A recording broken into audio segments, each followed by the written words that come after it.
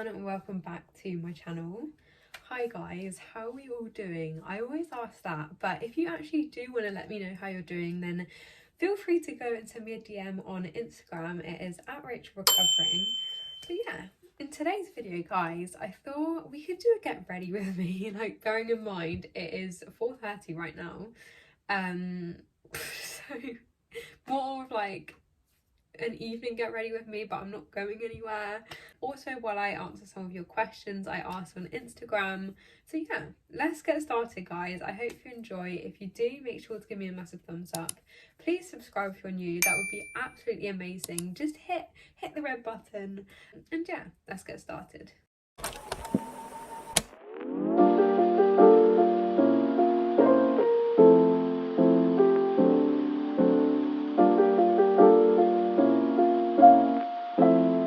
Okay, so let's start with the primer. That's what we need to do. I was just losing my train of thought there. I'm actually doing this at my new dressing table. It's not actually new, but repurposed dressing table. So go watch that video if you haven't already. It's live on my channel. But yeah, I'll talk you guys through the products as well, because I feel like that's always helpful. You don't want to like watch someone's video and be like, where is that from? So this is the Maybelline Luminous and Smooth Fit Me primer. I don't know how to describe these guys, honestly. Like, I'm not really like, you know, makeup. I do like makeup, but it's not like my passion, so you know, I couldn't really tell you if it's good or not. It works for me, that's what I can say. But yeah, and then I'm going in with the Maybelline Dream Radiant Liquid foundation in 0.1. Where is my, there we go. These are so dirty, so please excuse that. Let's start off with the first question. Let's go with the first question. Let's get into it. Do you think therapy will be a constant thing for the rest of your life? I don't know. This is hard because I think it's hard to look to like see where you're going to be in a couple of years time, but definitely at the moment I find therapy or like appointments, like mental health appointments, I don't know, you would call it therapy, but like yeah, like at the moment they're ED appointments. But I think, yeah, I think it's definitely something I find really, really helpful, honestly. Having that person to just talk to, it is life-changing, like genuinely life-changing. So yeah, at the moment, definitely. In the future, who knows? But I think, yeah, I definitely find it very, very helpful, but it doesn't mean I'll need it for the rest of my life. I guess it depends if I develop enough coping strategies, but then at the same time, like, it's always so beneficial to just have that person you can trust to talk to. You know, that's kind of one step removed from your like family members. Okay, so next question, where do you want to live in the future? I don't know, like I want to live in a, like, I know this is like country wise, you're probably talking about like where place wise, but I really want to live in a modern apartment with my golden retriever. That is my special interest if you couldn't tell. And yeah, I think that's the dream. I don't really know where. I want to live somewhere that's like semi-rural, like, you know, like I love walking and fitness and everything like that. So yeah, somewhere semi-rural, but I also like the town and the city and like, don't know, being able to pop to a coffee shop. So wherever that would be possible, but I have no idea. How many kids do you want, if any, in the future? I do want kids. I really want kids. I don't know. I used to think that I really wanted a big family, but then I was like, you know, like I want to give each child kind of like, I don't know, I want to be there as much as possible for each child. And I just feel like, I don't know, like especially like mental health wise and stuff like that, I really, you know, I'm really aware of that, and you know, I want to support my kids the best they can, which means that I probably want slightly less. And that's not to say that like if you have more kids you can't support them. I'm not saying that. It's more that like, you know, I just feel like, you know, have a couple and then see, and yeah. But definitely 2, probably, I don't know, like that is, if I'm blessed and like privileged enough to be able to get pregnant, then 2, and then yeah, take it from there, I guess. Okay, I think 3 is also nice. Okay, so how have your family reacted to your autism diagnosis and your school? Um, I think my family have been really supportive actually. Like my mum works in autism support, well she used to, so that helped like so much for me. So I'm really grateful for that. But in terms of the rest of my family, I feel like they just don't really treat me any different, to be honest, which is like a good thing. So like they don't make, you know, a big thing out of it. We just like, you know, we like me and my sister will go out not because she's like caring for me, we'll go out just because, you know, we want to have a good time together, and I think that's really nice. So I would say that having my autism diagnosis, that hasn't really like changed our relationship in any way. Obviously I talked to her about like, you know, I'll mention like, you know, oh yeah, like I struggle with this or whatever, and she's really like supportive, but yeah, I wouldn't say it's changed our relationship in any way. But I don't know, I feel like it's also a learning process for like your parents and carers. So in the beginning there might be maybe some reactions that you probably wouldn't have wanted, but you know, over time people kind of, I don't know, they educate themselves, they learn, and yeah, then they become more accepting. But I think I've been quite lucky. Like I think no one's been like, you know, unaccepting of being autistic. There was just a few people in the beginning that you know, comparing to me and like why am I not normal and stuff like that. And um yeah, but I think having my autism diagnosis actually really helped, so people stopped saying that I was like not normal, because I had kind of like an explanation. And my school, I wasn't in school when I got diagnosed. My tutoring service that I had was absolutely amazing. They were incredible. Um, like honestly amazing. The school that I'm at now, the online school, they're really accepting too. It's super accessible for autistic people or like you know, neurodivergent people.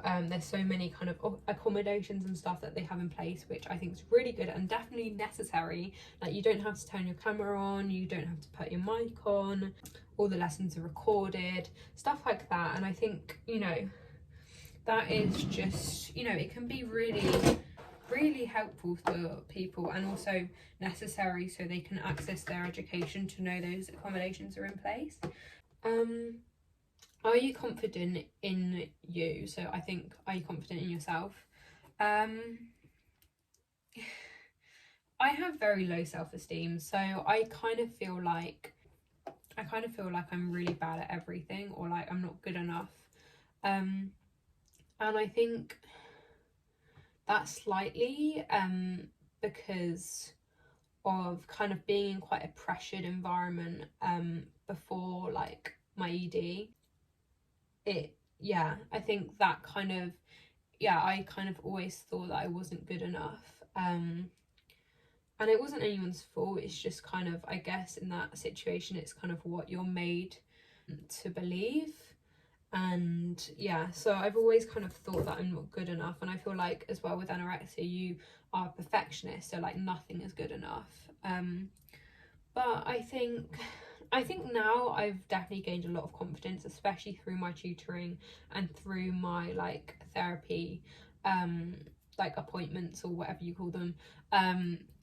Like that, yeah, that's definitely helped me become more confident in myself, and also like in my abilities. Like, you know, I have achieved like a lot of things, and that's not just academically, that's like just in different areas. And I guess, yeah, that's built my confidence and kind of proved to myself like, you know what, I can actually do it. So yeah, next question, what topic do you want to do for your EPQ? um I'm going to keep that a secret for now. I am doing an EPQ, but that's going to be a secret, and all shall be, I will talk about it at a later date, but it is to do with mental health.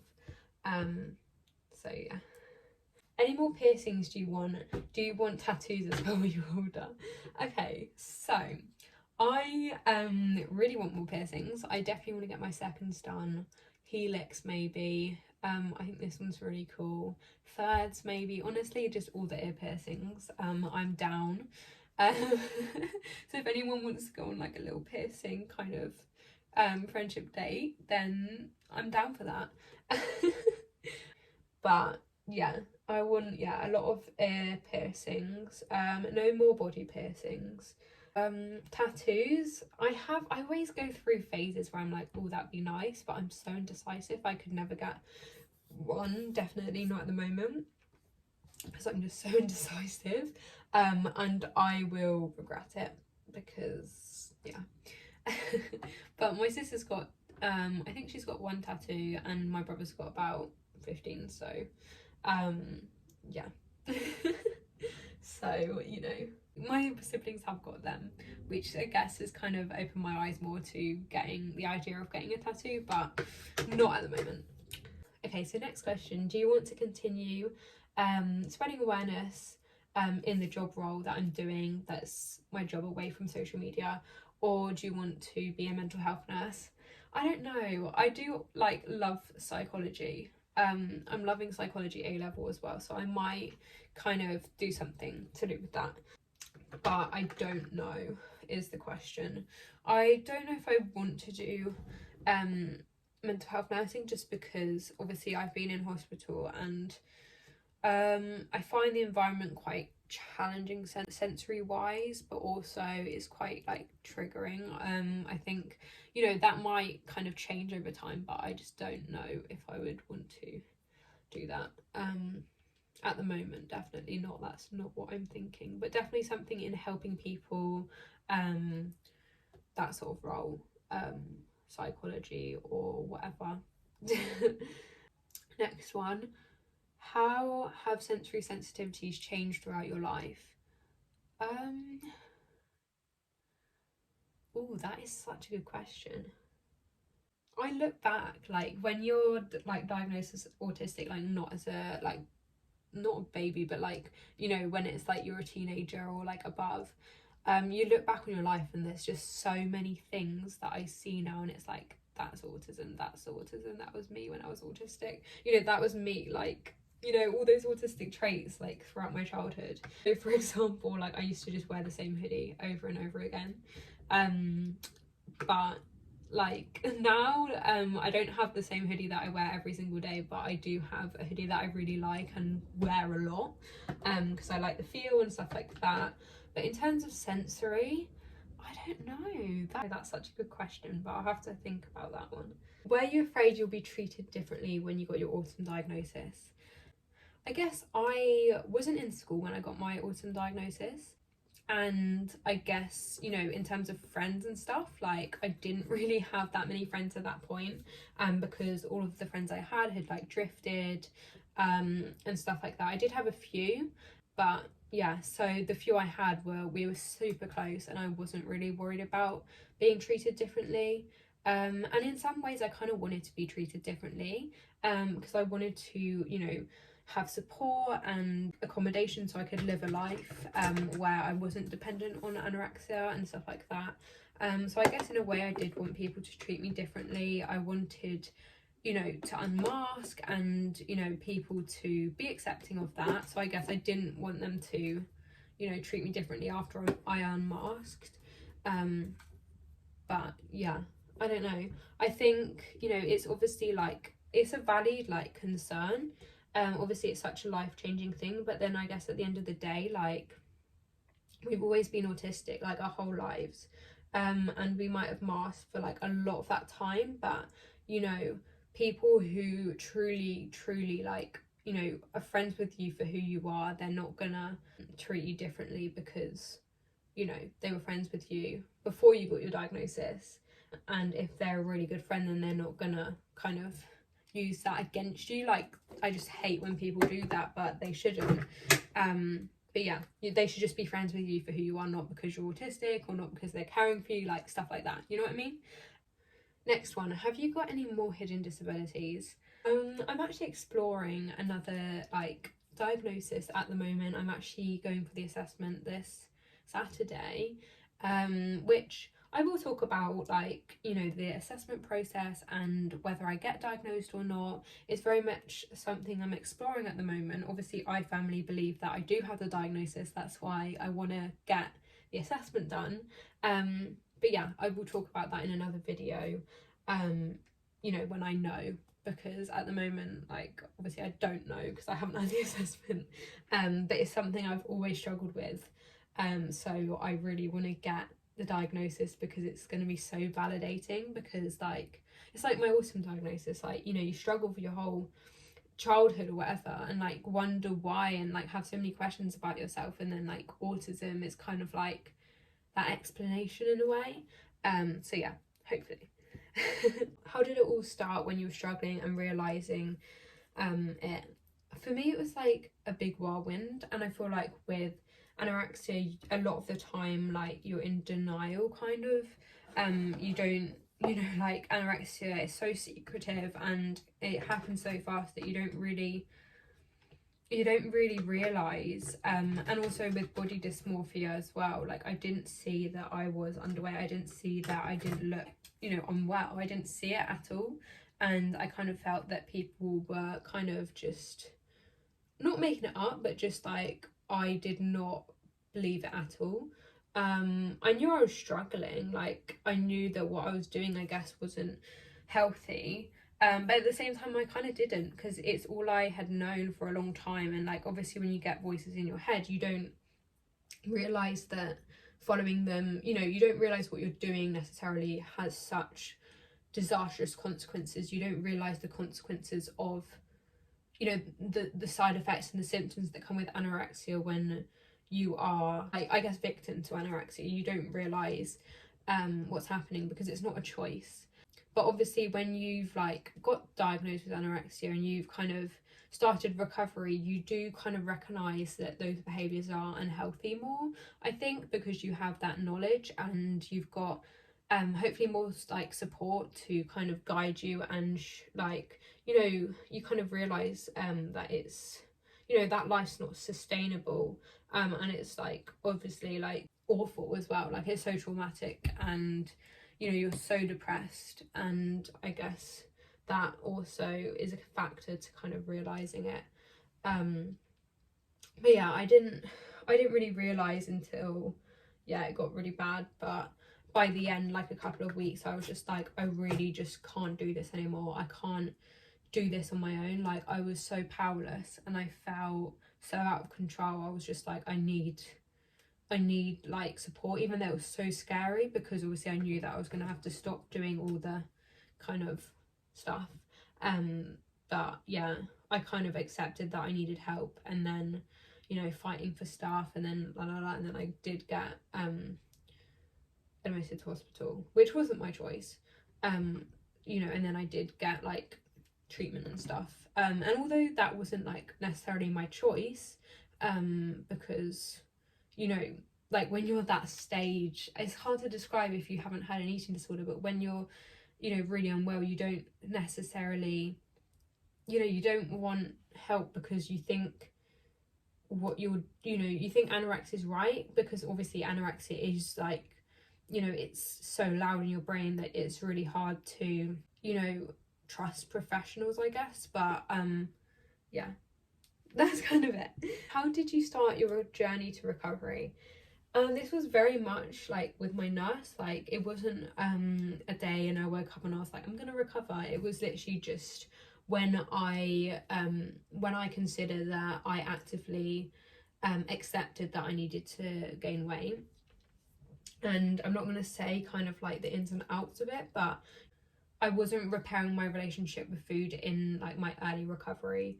It was just the focus on gaining weight.